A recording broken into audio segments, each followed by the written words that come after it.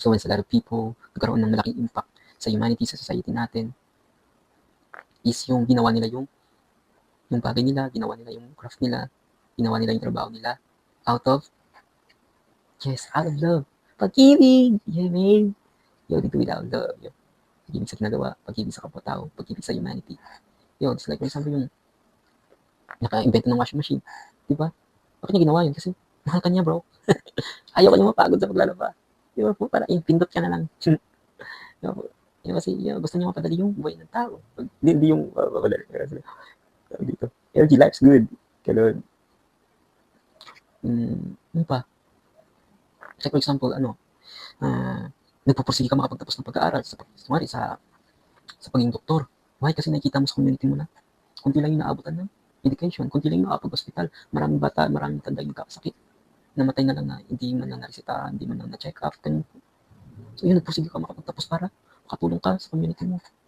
Makatulong ka sa lugar mo, sa mga tao sa lugar mo. Ganun din sa pagiging teacher. No? Nagpursige ka makapagtapos para makaturo ka sa mga bata sa inyo kasi nakikita mo na kunti lang yung may resources sa education. Kunti lang yung nakakapag-aral. Marami yung lack of knowledge. Diba? So, may burden ka sa puso mo na, kailangan ko tulungan yung mga batang to. Yung mga ganun ba? Kapag ginawa po natin bagay natin out of love, ginawa natin yun, man. I guarantee you that nakasama mo ang Diyos. Kasama natin ang Diyos. There's a divine love. There's a divine mercy within us. Grace. Man, walang katumbas yun sa anumang bagay na walang kabuluhan. You earn money pero nasa panlalamang ka. You earn a lot of money pero nasa panlalamang naman. Yun. Basta gawin natin sa pag-ibig yung ginagawa natin. Yun po. Kaya sa Christian din. Diba? Bakit nakakapagod gumawa ng mabuti. Pero dahil sa pag-ibig natin sa Diyos, pag-ibig natin sa Panginoong Jesus, we do it out of love. Lalo sa Bible, teach us.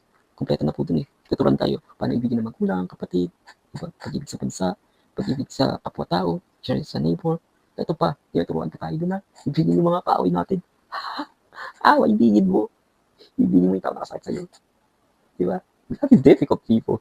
I mean, how hard it is. But if we understand how it works, you will see how love works, how amazing God is, bro. Doon mo maintindihan yung bakit yung tao na they are mad, evil, but turns out to be good as an angel. Diba? You'll see it. Nakikita natin kung paano na kumikilos ang pag-ibig. Pag-ibig! Yeah.